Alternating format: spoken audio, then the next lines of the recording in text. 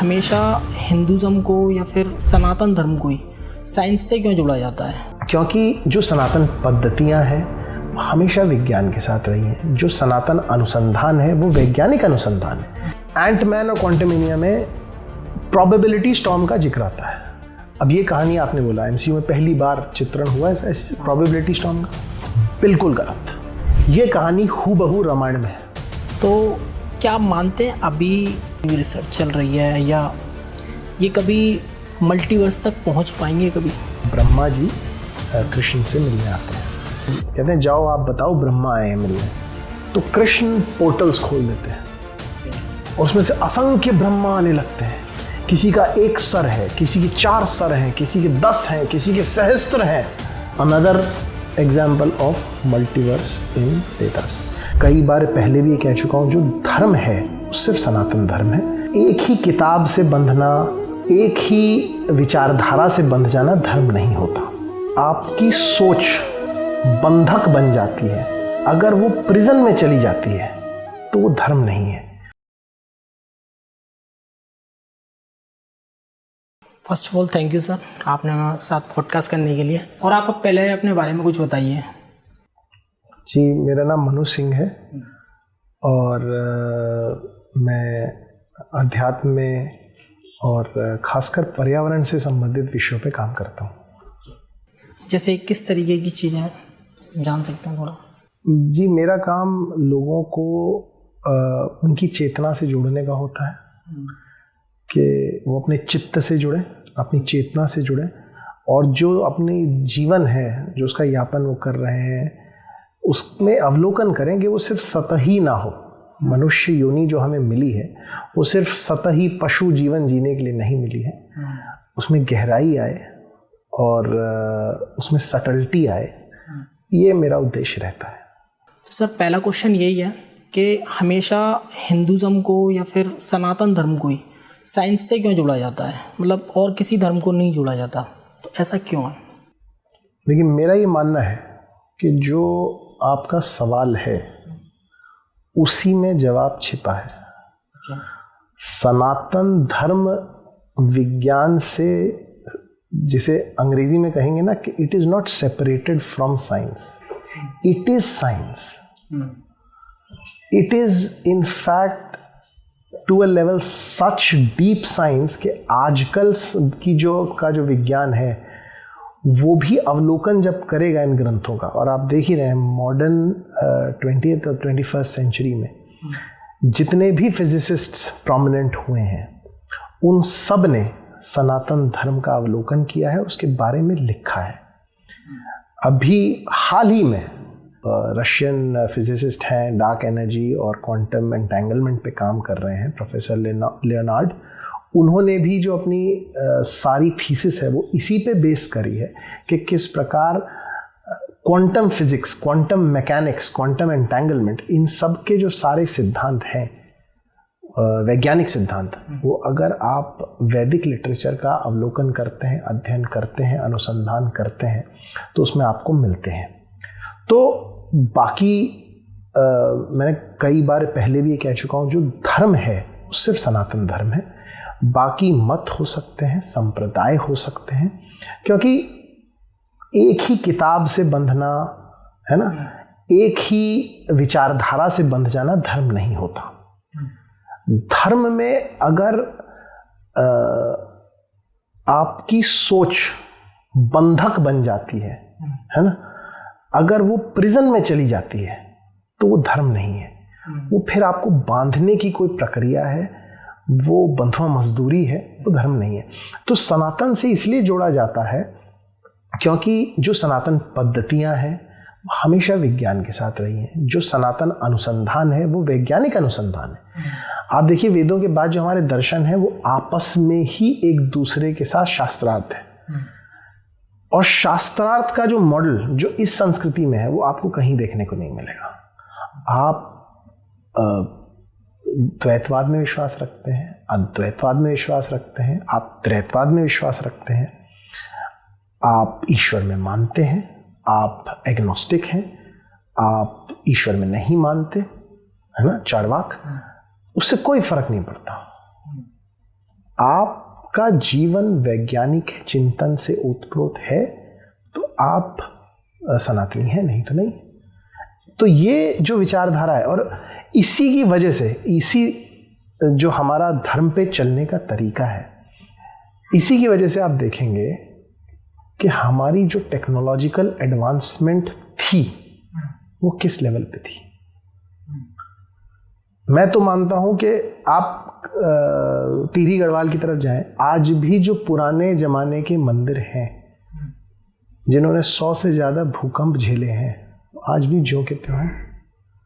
तो scientific advancement जो थी, और उस पर हम भी विस्तार से आगे भी बात करेंगे, जब पाश्चात्य संस्कृति का मॉडर्न हम टाइम फ्रेम में देखते हैं, जब पहली बार पाला पड़ा तो वास्को डे गामा के रूप में पड़ा।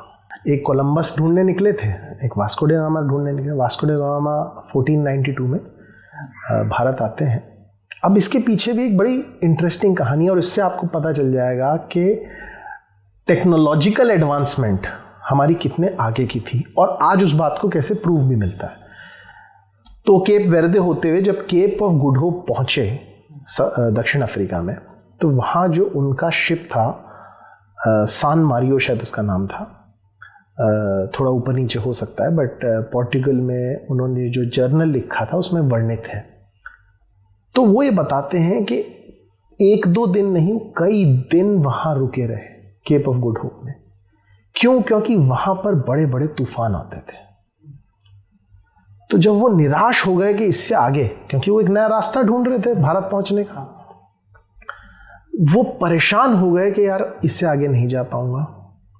इसी परेशानी में उन्हें लोथल गुजरात से आए हुए कुछ व्यापारी मिले। लोथल के बारे में भी अभी जो आपको पता ही है, 3700 BC में वहां पर फंक्शनल सीपोर्ट था, फंक्शनल। अब सान मारियो जो ये लेके आए थे अपना जहाज, ये यूरोप का उस समय का सबसे बड़ा जहाज था, और ये क्रॉस नहीं कर पा रहा था उस सागर को, ऐसे बड़े बड़े तूफान थे। लेकिन जब इनको वहां का व्यापारी मिलता है, उसने कहा कोई बात नहीं, आपका छोटा सा जहाज है, आप मेरे पास जो 4 मैं व्यापार करने के लिए जहाज लाया हूं, उनके बीच में आप अपने जहाज को ले लीजिए और मैं आपको लेके भारत चलता हूं। तो आप सोचिए, यूरोप सबसे बड़ा जहाज भेजता है, एक आम साधारण व्यापारी उस जहाज को अपने उससे 4 गुना बड़े जहाजों के बीच में रखता है और उसको केप ऑफ गुड होप से निकालता है। ये 1492 तक भारत की स्थिति है। 1492 तक वो यहां आते हैं, जर्नल में वर्णित करते हैं कि मेरा 20 से 25 मीटर का जहाज था। उन्होंने 4 जहाजों के नाम प्लाविनी, धारिणी, बेगिनी, जो 90 मीटर का था, उसके बारे में अपने जर्नल में लिखा है। यहाँ आते हैं, समुथराय देवता की पूजा करते हैं। कोझिकोड में उस समय कालीकट अंग्रेज़ों ने नाम दे दिया था, और यहाँ से फिर हमें पता है कि पूरे विश्व को एक नया रूट मिल जाता है। क्योंकि तो आप इस बात को कई बार इसका अवलोकन हमें करना चाहिए कि पूरा विश्व यहीं क्यों आना चाह रहा था। हमें जब हम बच्चे थे तो हमें पढ़ा देते थे दे केम फॉर स्पाइसेस, यही पढ़ाते थे ना, कि मसालों की वजह से वो आए थे। देखिए कोरा झूठ है। जो लोग मसालों को खोजते हुए इतने कठिनाई लेके यहां तक पहुंचे, वो आज तक मसाले नहीं खा रहे। तो ये कोरी गप है, ये कोरी बकवास है। यहाँ की संस्कृति वैज्ञानिक रूप से दूसरी संस्कृतियों से बहुत आगे थी, और इसी वैज्ञानिकीकरण को लेने यूरोप के अन्य देशों से, प्रदेशों से लोग आए और फिर उस विज्ञान को वहाँ लेके गए और वहाँ उसका प्रसार प्रचार उस समय किया और आज भी कर रहे हैं। तो इसलिए सनातन संस्कृति में हमेशा वैज्ञानिक अवलोकन, वैज्ञानिक चिंतन, ये एक तरह से एक विवाह के संबंध में परिणय सूत्र से बंधे हुए हैं। ये संस्कृति, ये भिन्न नहीं है। आपने जैसे क्वांटम फिजिक्स के बारे में बोला, तो उसको थोड़ा समझा सकते हैं सनातन तरीके से? अब क्वांटम फिजिक्स के बारे में अगर हम बात करें, तो क्वांटम फिजिक्स के जितने भी, मैं पहले क्या करूँगा, मैं पहले आपको जो हमारी वैदिक संस्कृति है, सनातन संस्कृति है, उसमें जो लिखा है उसका मैं वर्णन करूँगा, और फिर मैं क्वांटम फिजिक्स क्या कहती है वो बताऊँगा। भगवद गीता या सांख्य दर्शन, भगवत गीता का 13वां अध्याय है, मैं गलत हो सकता हूँ लेकिन अच्छे से याद है मुझे, 13वां अध्याय है जो बात करता है कि पुरुष और प्रकृति इस ब्रह्मांड में लिप्त होते हैं, संलिप्त होते हैं और रचना करते हैं। सांख्य दर्शन में भी यही बात कही है। आप शैविज्म का दर्शन देखेंगे तो उसमें पुरुष और प्रकृति की जगह शिव और शक्ति कहा गया है, वो संलिप्त होते हैं। अब संलिप्त पे आप ध्यान दीजिए। अब अगर हम चाहें, जब डार्क एनर्जी की खोज होती है उससे पहले सबसे पहले जो बेस बनता है क्वांटम फिजिक्स का वो बनता है हाइसेनबर्ग प्रिंसिपल से। ठीक है, हाइसेनबर्ग प्रिंसिपल क्या है, मैं क्योंकि लंबा हो जाएगा मैं मोटे मोटे रूप से आपको बता देता हूं।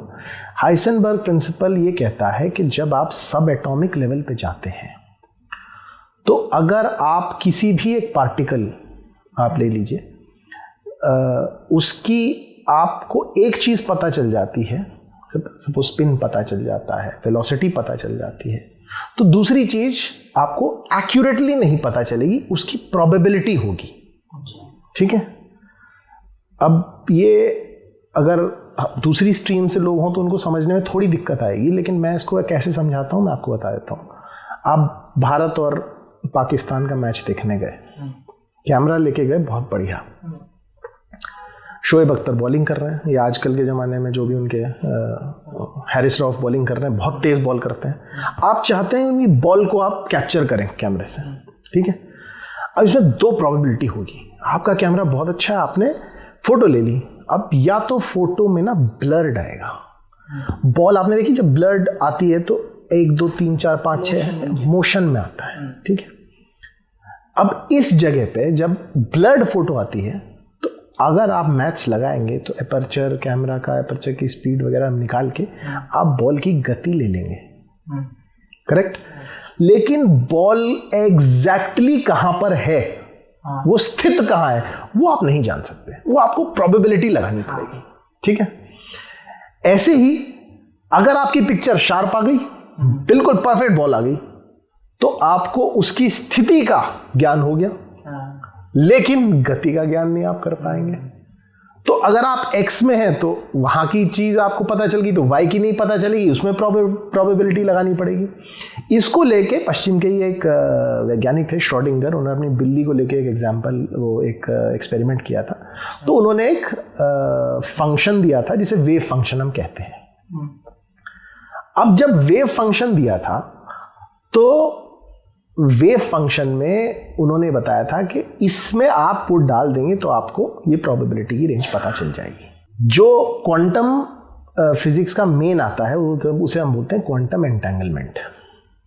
वो क्या होता है उसको बड़े सरल भाषा में बता देता हूँ, तुरंत आप समझ जाएंगे कि जब एक वेव फंक्शन लगता है किन्हीं भी दो पार्टिकल्स को समझने में, तो वो एंटेंगल्ड है।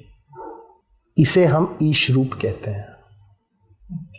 और एंटेंगल्ड का आप हिंदी अनुवाद करेंगे तो क्या कहेंगे, संलिप्त।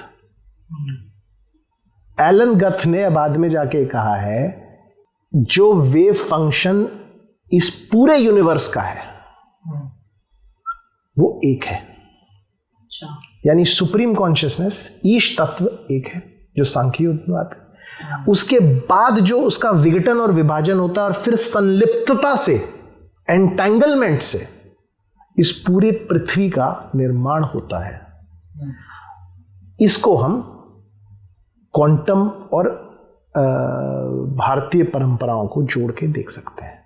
और उसके विघटीकरण का भी जो सिद्धांत, और ये यहीं तक नहीं है, बहुत सारी चीजें हैं आजकल। क्वांटम वर्ल्ड जो है, मल्टीवर्स जो है, ये सब सिद्धांत जो है ये एमसीयू ने ना घर घर तक पहुंचा दिए।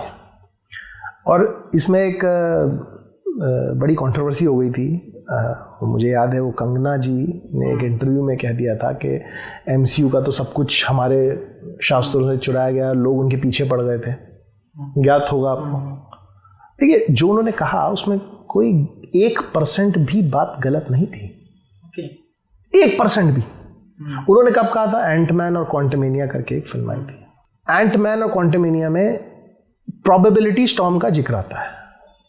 वो जो उसमें जो विलन है कैंग, वो उनकी बिटिया को उठा लेता है और स्कॉट लैंग को नीचे भेजता है कि आप क्वांटम का भी जो माइन्यूटेस्ट फॉर्म है उसमें आप जाएंगे तो वहाँ पे उनका टाइम की जो मशीन थी पड़ी थी वो आपको हासिल करके लानी है। स्कॉट वहाँ जाते हैं, जैसे ही जाते हैं तो वो प्रोबेबिलिटी स्टॉर्म से हिट हो जाते हैं।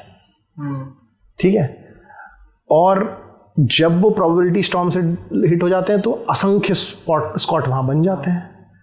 उनको अपने आप को एक इमोशनल स्ट्रैंड से कनेक्ट करना पड़ता है, इमोशनल सिंगुलैरिटी जिसे कहा जाता है, उससे बनाना पड़ता है, जब जाके वो ला पाते हैं, वो अपनी बिटिया से उसे कनेक्ट करते हैं। अब ये कहानी आपने बोला एमसीयू में पहली बार चित्रण हुआ है प्रोबेबिलिटी स्टॉर्म का, तो पहली बार ही लिटरेचर में आया होगा। बिल्कुल गलत। ये कहानी हूबहू रामायण में है। कैसे? राम को जब आभास हो गया कि अब उनको पृथ्वी भूलोक को छोड़ना है, मृत्युलोक से पलायन करना है, तो उन्हें बात का आभास था कि मेरे भक्त हैं हनुमान, ये नहीं जाने देंगे। तो वो जानते थे कि यमराज भी अगर आएंगे स्वयं तो हनुमान का जो शौर्य है ना, हनुमान की जो भक्ति है, वो उसके सामने नहीं टिक पाएंगे। तो वो राम जो है, भगवान राम, वो जमीन के अंदर एक स्पेस बनाते हैं, एक क्वांटम स्पेस, जिसमें वो अपनी अंगूठी डाल देते हैं। अंगूठी चली जाती है नागलोक में।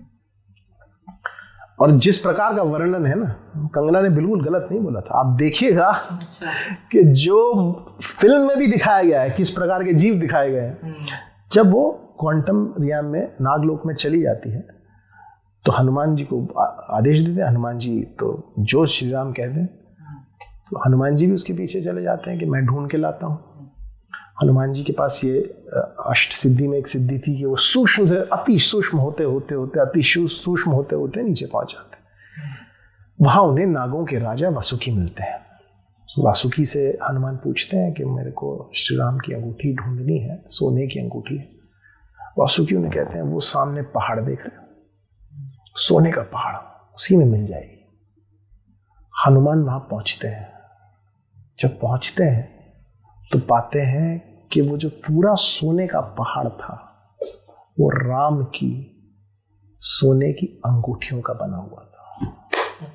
अब इससे बड़ा प्रोबेबिलिटी स्टॉर्म का उदाहरण, मैं कहानी आगे भी सुनाई जा सकती है, समय कम है, लेकिन ये वही प्रोबेबिलिटी स्टॉर्म है कि जब आप अति सूक्ष्म से अति सूक्ष्म अवस्था में जाएंगे, जब आप क्वांटम रियाम में जाएंगे, जब आप लेप्टॉन्स और क्वार्क्स के लेवल पे जाएंगे, तो probability storm is the only probability.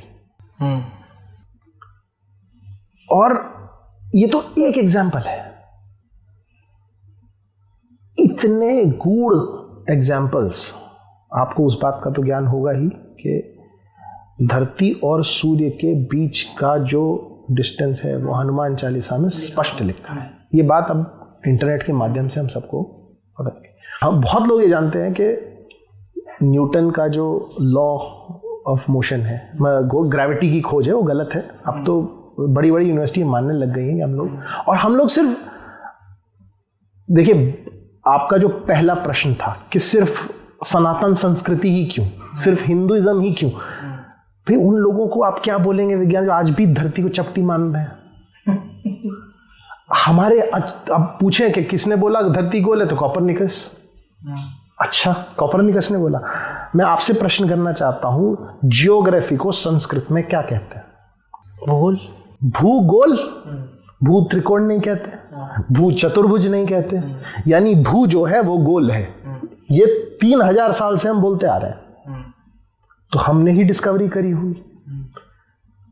गुरुत्वाकर्षण, ये शब्द मैंने तो नहीं बनाया, संस्कृत का शब्द है। गुरुत्वाकर्षण ही क्यों ग्रेविटी को कहा गया? इतनी गूढ़ बात है इसके पीछे कि समझ आई 1970 में। जो हमारा सौर मंडल है उसमें का जो सफाई का काम है वो गुरु करते हैं, यानी जुपिटर। उनकी जो ग्रेविटी है, जो उनकी अपाणा बोलते हैं संस्कृत में से, जो उनकी शक्ति है खींचने की, वो इतनी अधिक है कि कोई भी एस्टेरॉइड मीटियोराइट जब वहां से गुजरता है 98% को वो सूख लेते हैं, खींच लेते हैं अपने ऊपर। इसीलिए जीवन बचा हुआ है पृथ्वी पर। इसीलिए जब हम धन्यवाद करते हैं तो हम कहते हैं गुरुत्वाकर्षण। हमने धरती के नाम पे नहीं दिया। आप वैज्ञानिकता देखिए, वराहमिहिर सूर्य केतु ने जब तारों का नाम रखना शुरू किया तो पृथ्वी के पास जो सबसे बड़ा तारा है, जो सबसे करीब है सूर्य के बाद, उसका नाम है प्रॉक्सिमा सेंटोरिया। प्रकाश को वहां तक पहुंचने में 4.1 साल लगते हैं।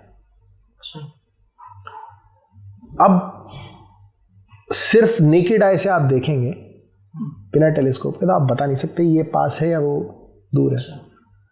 लेकिन जब नामकरण करना था तो वराहमिहिर सूर्य केतु ने उसका नाम मित्र रखा।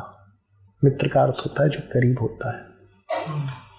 एक तारा और है जिसका नाम है आंतारेस, जो सौरमंडल के आसपास इतना बड़ा है कि उसमें 80 लाख सूर्य समा सकते हैं। लेकिन वो इतना दूर है कि वो छोटा सा दिखाई देता है। आप छोटी आंख से देखेंगे तो आपको लगेगा छोटा सा तारा है, लेकिन वो इतना बड़ा है, मैंने आपको बताया दिया। उसका नाम ज्येष्ठ रखा। एक तारा ऐसा है जिसे हम डॉग स्टार कहते हैं, जो बहुत जोर से चमकता है क्योंकि बहुत ज्यादा हीलियम है, बड़ा नहीं है, मीडियम साइज का है। उसका नाम छल रखा। ये सब आज से 1400 वर्ष पूर्व एस्ट्रोनॉमी में बातें हो रही हैं। टेलीस्कोप का हम कहते हैं अब कितने पावरफुल टेलीस्कोप है। यही नहीं, एक इससे भी, ये मेरी एक तरह से मेरी प्रिय कथा है जो मैं सुनाता हूँ। दक्षिण भारत में शादी होती है, परिणय सूत्र का संस्कार होता है, तो वहाँ पर आप अक्सर देखेंगे कि जो पत्नी होती है उन्हें अरुंधति कहा जाता है और जो पति होते हैं उन्हें वशिष्ठ कहा जाता है। उसके बाद एक लोटा वो दोनों पकड़ते हैं और एक तारा है जिसका नाम है अरुंधति वशिष्ठ, उस पर जल अर्पण करते हैं और तब ये जो संस्कार है वो संपूर्ण होता है। अब आप सोचेंगे एक तारे का नाम आपने 2 नाम दे रखे हैं, अरुंधति और वशिष्ठ। इसकी खोज जाके 1920 में हुई। जब ध्यान से देखा गया तो पाया गया कि वो एक तारा नहीं है, बल्कि वो ट्विन स्टार रिवॉल्विंग सिस्टम है। 1920 में खोज हुई। ट्विन स्टार रिवॉल्विंग सिस्टम मतलब एक तारा स्टेशनरी रहता है और दूसरा तारा उसके आसपास घूमता है। ठीक है, ऐसे कई तारे जब टेलीस्कोप हमारे शार्प हो गए, बहुत शक्तिशाली हो गए, तो ऐसे कई ट्विन स्टार रिवॉल्विंग सिस्टम खोजे गए। लेकिन ये एनालॉजी जो है, विवाह की जो एनालॉजी है, अगर एक ही शायद पति के आसपास ही अगर पत्नी का जीवन चले या पत्नी के आसपास ही पति का जीवन चले, तो ये एनालॉजी अच्छी नहीं है।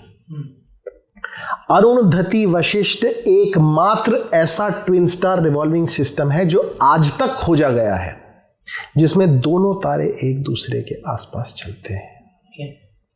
इसकी खोज भी हमारे ऋषियों, मनीषियों, वैज्ञानिकों ने करी कि यही फिट बैठेगा। तो ये जो विज्ञान के साथ जो परस्पर एक मित्रता का संबंध चला आ रहा है, ये सिर्फ इसी संस्कृति में, क्वांटम फिजिक्स तक इस बात को मान रहा है। तो क्या आप मानते हैं अभी जो जितनी भी रिसर्च चल रही है, या ये कभी मल्टीवर्स तक पहुंच पाएंगे कभी? देखिए, मल्टीवर्स का जो सिद्धांत है, जो मैं आपको एक हल्का सा हिंट मैंने आपको क्वांटम सुपरपोजिशंस, क्वांटम एंटेंगलमेंट का दिया, उसी सिद्धांत में से 2-3 सिद्धांत हैं जिसकी वजह से एक हिंट मिलता है कि मल्टीवर्स का एग्जिस्टेंस है। एक चौथा बड़ा हिंट अभी हर्टॉग ने 2 वर्ष पहले ही खोजा है। पहला हिंट जो मैंने आपको बताया था कि सुपर इम्पोजिशन ऑफ पार्टिकल्स हैं, एक वेव फंक्शन से, तो उसको खोजते खोजते जब यूनिफाइड थ्योरी तक हम पहुंचे, although this all is still on the theoretical plane, ठीक है, तो फिर हम स्ट्रिंग थ्योरी तक पहुंचे। स्ट्रिंग थ्योरी मतलब एक स्ट्रिंग है जो यूनिडायमेंशनली वाइब्रेट कर रही है और उसी से सब एटॉमिकल पार्टिकल्स की रचना हो रही है, उसी से फिर पूरे विश्व की रचना हो रही है। तो जब हम उसका अवलोकन करते हैं तो हम पाते हैं कि जब एक वेव फंक्शन पे ये यूनिवर्स चल रहा है तो ऐसे ही एक और कई और वेव फंक्शंस पे दूसरे यूनिवर्स थ्योरेटिकली। दूसरा, जब डार्क एनर्जी लेट 90s में डिस्कवर होती है और एलन गथ उस पर लिखते हैं, तो एलन गथ गूढ़ता में जाते हैं और वो कहते हैं कि let's not start at the big bang. Big bang से पहले का क्या स्टेट है? तो बिग बैंग से पहले के स्टेट को वो टर्म करते हैं फॉल्स वैक्यूम। ठीक है, अब ये जो फॉल्स वैक्यूम है, इसके अंदर एक नहीं कई हजार, कई लाख, अनगिनत बिग बैंग हो रहे हैं। तो वो अपने अपने यूनिवर्सेस बना रहे हैं। कॉस्मिक इन्फ्लेशन थ्योरी से भी पहले इसे बोलते हैं बबल मल्टीवर्स थ्योरी। तीसरा, जब डार्क एनर्जी खोजी गई और हमें फाइनली ये पता चल गया कि यूनिवर्स का जो फैलाव है वो क्यों हो रहा है, उसी में एक सुपर वॉइड हमें दिखाई दिया जहां पे कुछ नहीं था। उसका जो सिद्धांत लियोनार्ड लेने जिनका नाम मैंने पहले भी लिया था, वो ये देते हैं कि वो जो सुपर वॉइड है जहां पे कुछ नहीं है, उसके दो कारण हो सकते हैं। एक कारण वहां एक सुपर मैसिव ब्लैक होल है, पर उसका जो सुपर वॉइड है उसके एग्जिस्टेंस का उस एरिया में पता नहीं चलता। तो उन्होंने उसका सिद्धांत दिया इनकर्सिव कोलिजन ऑफ अनदर यूनिवर्स, यानी उस सुपर वॉइड में कोई दूसरा यूनिवर्स टकराया है, इसकी वजह से वो सुपर वॉइड वहां बना। और वो कई मिलियन लाइट ईयर्स का एरिया है जिसमें कुछ भी नहीं है। तो ये 3-4 सिद्धांत हैं। खैर, मैं जो जिसमें मुझे ज्यादा रुचि है वो है कि ये सब बातें हमारे पुराणों में, हमारे वेदों में वर्णित है। अच्छा, जी। अब आपको मुझे थोड़ा समय देना पड़ेगा क्योंकि इतनी इंटरेस्टिंग है ये। जैसे बबल थ्योरी मैंने आपको बताई। बबल थ्योरी के लिए एक कहानी तो बिल्कुल साफ ही कहती है, विष्णु पुराण की कहानी है कि ब्रह्मा जी कृष्ण से मिलने आते हैं। द्वारका पहुंचते हैं तो द्वारपाल उन्हें रोक देते हैं।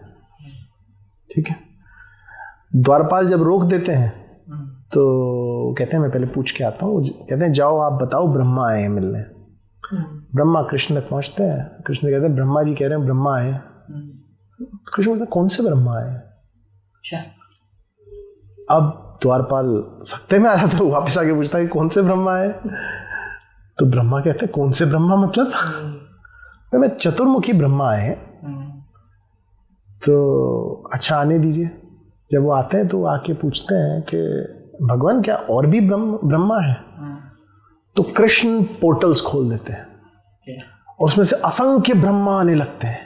किसी का 1 सर है, किसी के 4 सर हैं, किसी के 10 हैं, किसी के सहस्त्र हैं। ब्रह्मा चकित रह जाते हैं। इसी में एक और कहानी है। अजासुर का वध करते हैं कृष्ण, तो ब्रह्मा जानना चाहते हैं। तो वो उनकी सारी गोपियों को और वो जानना चाहते हैं कौन है कृष्ण। तो गोपियों को, ग्वालों को, पशुओं को गायब कर देते हैं। कृष्ण कृष्ण है, उन्हें पता चल जाता है। वो अपना निमित्त से, अपने इच्छा से और दोबारा उन गोपियों को बना लेते हैं, ग्वालों को, पशुओं को। अब इसी में टाइम डायलेशन भी है। जब ब्रह्मा वापस पहुंचते हैं और देखते हैं कुछ हुआ नहीं, तो 1 ही सेकंड में वापस आ जाता है। लेकिन वो 1 सेकंड पृथ्वी पर 1 वर्ष हो चुका है। इस पे मैं एक और कहानी आपको सुनाऊंगा, बहुत इंटरेस्टिंग कहानी है। तो टाइम डायलेशन आ गया इसमें। अब जब वो आते हैं तो फिर वो दोनों घटनाओं के बाद माफी मांगते हैं। दूसरी घटना के बाद जो कहते हैं, अब मैंने आपको बबल यूनिवर्स थ्योरी बताई थी। इस चीज को बड़े ध्यान से सुनिएगा क्योंकि मैं इसको मिश्रण करके बताता हूं। ब्रह्मा कृष्ण से कहते हैं कि आप गर्भोदक्षाई विष्णु के अवतार हैं, आप महाविष्णु के अवतार हैं। भगवान महाविष्णु के अवतार के रूप में आपके शरीर के जो कण हैं, जो पोर्स हैं, उनमें ऐसे असंख्य ब्रह्मांड बुलबुलों, शब्दों पे ध्यान दीजिए, बबल बुलबुलों के स्वरूप उत्पन्न होते हैं। उन सब ब्रह्मांडों बुलबुलों में, उन सब बुलबुले रूपी ब्रह्मांडों में मेरे जैसे ब्रह्मा विराजमान है। नैषधीय उपनिषद जो है वो ये बात कहता है कि उसी के अंदर हिरण्यगर्भ विस्फोट होता है, जिससे हर बुलबुल, हिरण्यगर्भ विस्फोट बिग बैंग होता है, जिसके अंदर ब्रह्मा, शिव, शक्ति सबका निर्माण होता है। और वो यूनिवर्स यानी वो ब्रह्मांड क्रिएट होता है, डिस्ट्रॉय होता है, क्रिएट होता है, डिस्ट्रॉय होता है। बिकॉज महाविष्णु का जो स्टेट है, जो कर्ण सागर, क्षीर सागर में है, कर्ण सागर, इसीलिए उनको कर्णोदक्षाई विष्णु भी कहा जाता है। और एलन गथ ने ही उसे क्या कहा है? Cosmic inflationary ocean. हिरण्यगर्भ विस्फोट big bang, cosmic inflationary ocean कर्ण सागर, हर का अपना अलग ब्रह्मा होना, ये सब का वर्णन मल्टीवर्स की तरफ पॉइंट आउट करता है। और बात यही नहीं सीमित हो जाती, सिर्फ विष्णु पुराण या भागवत पुराण में इसका जिक्र नहीं है। योग वशिष्ठ, जिसे हम महारामायण कहते हैं, उसके अंदर एक स्त्री की कहानी है जिसका नाम लीला था। लीला के पति पद्म थे, ठीक है। जब उनको अपने पति से अपार राग था, अपार स्नेह था, मोह से बंधी हुई थी। जब उनकी मृत्यु हो जाती है, वो भगवान सरस्वती की आराधना करती है, कहते हैं मेरे पति को जिंदा कर दो, मुझे अपना पति जीवित चाहिए। तो सरस्वती समझाती है नहीं हो सकता। तो नहीं मानती तो सरस्वती उन्हें दर्शन कराने ले जाती हैं। मल्टीपल वर्ल्ड थ्योरी को स्मरण करते हुए इस कथा को सुनिए। सरस्वती उन्हें अन्य ब्रह्मांडों में ले जाके दर्शन कराती हैं। कई ऐसे ब्रह्मांड थे जहां पर पद्म और लीला साथ थे। कहीं पे पद्म कुछ था, लीला कुछ थी।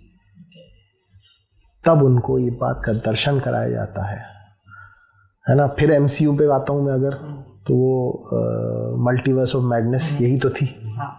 इन्हीं सिद्धांतों में योग वशिष्ठ जो है, उसकी मैंने आपको बात बताई थी।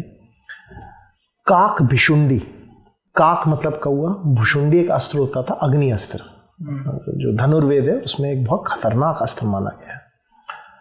तो काक भिशुंडी जो थे, उनकी कहानी आराम से कभी किसी और पॉडकास्ट में बैठेंगे तो आपको सुनाएंगे। लेकिन काक भुशुंडी विद्याधर को जब ज्ञान दे रहे हैं, तो पहले तो मैं काक भुशुंडी के बारे में बताता हूँ कि काक भुशुंडी, जिसे हम बोलते हैं क्रोनो मल्टीपल वर्ल्ड थ्योरी, उसका जो सिद्धांत है कि मल्टीपल वर्ल्ड एग्जिस्ट करना सीज नहीं करते। मल्टीपल वर्ल्ड कैसे होते हैं कि ये घटना जो घट गई, ठीक है, हम आगे चले गए इसलिए हमारे लिए पास्ट हो गया, लेकिन ये जो मैंने अभी बोला है ये कंटिन्यू कर सकता है, ये चेंज कर सकता है। जिसे अगर मैं समझाना चाहूँ तो क्रोनो ब्रांच टाइमलाइन थ्योरी जो होती है, ठीक। तो काक भिशुंडी थे, उन्होंने रामायण को 11 बार और महाभारत को 16 बार देखा था। जब वो विद्याधर को ज्ञान दे रहे हैं, तो विद्याधर को ज्ञान देते देते वो उनको बताते हैं कि जो ब्रह्मांड है वो एक गूलर के वृक्ष के समान उस पर लगा एक फल है। गूलर, अब गूलर क्यों बोला? गूलर क्योंकि गूलर परफेक्ट स्फीयर होता है। परफेक्ट स्फीयर क्यों? अब यूनिवर्स का हमें इससे क्या मिलता है? जब हमने कॉस्मिक बैकग्राउंड रेडिएशन को मापना शुरू किया तो हमें उससे पता चल गया कि यूनिवर्स भी परफेक्ट स्फीयर है। और ऐसे असंख्य गूलर उस वृक्ष पर लगे हुए हैं। तो अनदर एग्जाम्पल ऑफ मल्टीवर्स इन वेदास। मैं इस बात को बड़े स्पष्ट रूप से करना चाहता हूं कि अभी जो मल्टीवर्स की थ्योरी चल रही है वो भी, उसको भी हमें क्रिटिकली साइंटिफिकली एक एक्लेम के साथ लेना चाहिए, और ये जो कहानियां हैं इनको भी हमें क्रिटिकल थिंकिंग के साथ लेना चाहिए, इसमें कोई दो राय नहीं। लेकिन एलन गथ की तो मुझे कई बार ऐसा लगता है जब मैं उनकी थ्योरी पढ़ता हूं, खासकर कॉस्मिक इन्फ्लेशन थ्योरी, मुझे ऐसा लगता है कि हूबहू भागवत पुराण, विष्णु पुराण, योग वशिष्ठ, लीला पद्म की कहानी और काकभुशुंडी की जो नरेशन है उससे उठा के उन्होंने एक बस भाषा परिवर्तित कर दी। तो इतनी समानता हमारे जो टेक्स्ट्स हैं उसमें है, और इसीलिए, और टाइम डायलेशन, मैंने आपको टाइम डायलेशन का हल्का सा हिंट दिया था। टाइम डायलेशन की ऐसी कहानी मैंने पढ़ी और मैंने जब उसको देखा, जब बचपन में थे, आप तो खैर अभी काफ़ी युवा हैं, जब मैं छोटा था तो जो हमारे पुराने शिक्षक होते थे वो हमेशा कहते हैं समय मत बर्बाद करो हाहा हू हू में, हाहा हू हू में समय नष्ट मत करो, अपना काम करो। अब ये एक ऐसी लोकती है जो अब धीरे धीरे समाप्त होती जा रही है। आजकल के अध्यापक ऐसा नहीं बोलते। इनफैक्ट अंग्रेजी के अध्यापक भी बोला करते थे डोंट वेस्ट टाइम इन हाहा हू। क्यों? इसके पीछे की कहानी को आप जानेंगे, और मैं तो सारे आपके ऑडियंस से बात कर रहा हूं, आप चकित रह जाएंगे। एक राजा थे काकुदमी, कुशस्थली उनकी नगरी थी, कुशस्थली के वो राजा थे। उनकी बहुत ही कांतिमय, बहुत ही सौंदर्य से परिपूर्ण और कलाओं से परिपूर्ण पुत्री थी, उसका नाम था रेवती। रेवती के लिए वो एक उचित वर चाहते थे, उनको धरती पे उचित वर नहीं मिला। तो उन्होंने कहा अब ब्रह्मांड का जो कर्ता धर्ता ब्रह्मा जी है, मैं उन्हीं के पास जाता हूं। तो वो अपने यान में बैठे और सत्यलोक चले गए। जब सत्यलोक पहुंचते हैं तो ब्रह्मा जी 2 गंधर्व उनके लिए संगीत का मंचन कर रहे थे।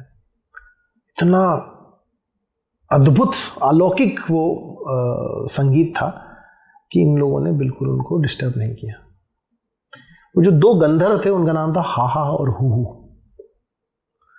तो ये कुछ घंटे इन्होंने भी संगीत का आनंद लिया। फिर जब ब्रह्मा जी ने देखा तो उन्होंने पूछा, काकुदमी जी बताइए। तो उन्होंने कहा मेरी जो पुत्री है ये पृथ्वी के सबसे अच्छे राजकुमार हैं, आप बताइए सबसे उचित कौन सा वर रहेगा।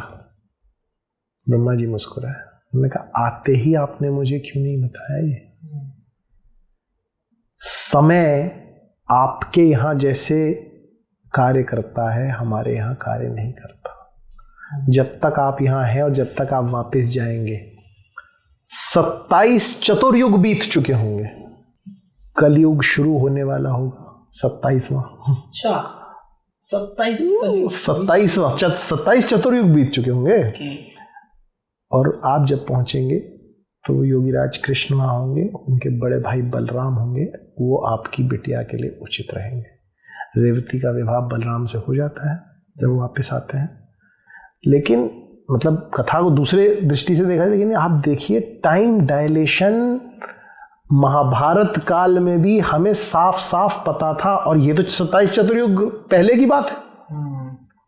इससे बड़ी कहानी, और आज तक हम उसे लोकतियों के रूप में कि अपना समय मत बर्बाद करिए हा हू में।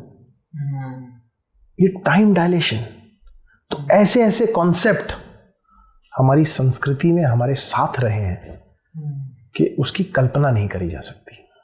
आज हम देखते हैं वही MCU हो या दूसरी स्काईफाई मूवीज हो, रियम्स, लोक। भाई मैं तो थॉट द डार्क वर्ल्ड में आपने देखा हो, इंसेप्शन में आपने देखा हो, वर्ल्ड इनटू वर्ल्ड, है ना।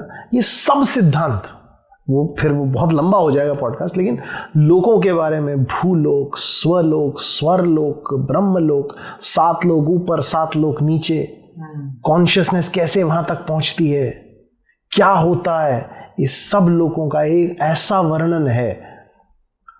तो मल्टीपल वर्ल्ड थ्योरी हो, कॉस्मिक इन्फ्लेशन थ्योरी हो, बबल यूनिवर्स थ्योरी हो, टाइम डायलेशन हो, प्रोबेबिलिटी स्टॉर्म हो, क्रोनो मल्टीपल वर्ल्ड थ्योरी हो, इनकर्जन की थ्योरी हो, कोलिजन ऑफ यूनिवर्सेस की थ्योरी हो, सुपर वाइड स्ट्रक्चर्स हो, एक एक चीज जो मैं आपको कहानी बता रहा हूं, लोगों की कहानी बता रहा हूं, उसमें इंद्र एक बार असुरों से युद्ध करते करते हार जाते हैं, छुपना चाहते हैं, तो अपने आप को अणु से भी छोटा बनाकर और सूर्य के प्रकाश में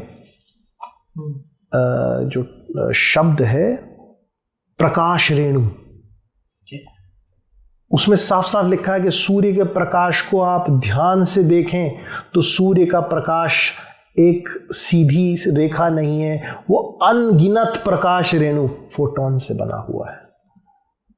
दृष्टाभाव, दृष्टाभाव कैसे पूरे ब्रह्मांड का निर्माण करता है, duality of particle, wave theory, ये सब यही बातें कह रहे हैं।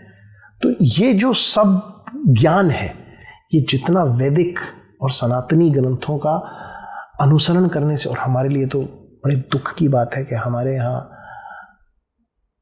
एक तो वैसे ही हमारी इतनी हानि हुई, 3-4 दिशाओं से हमारे ऊपर आक्रमण हुए।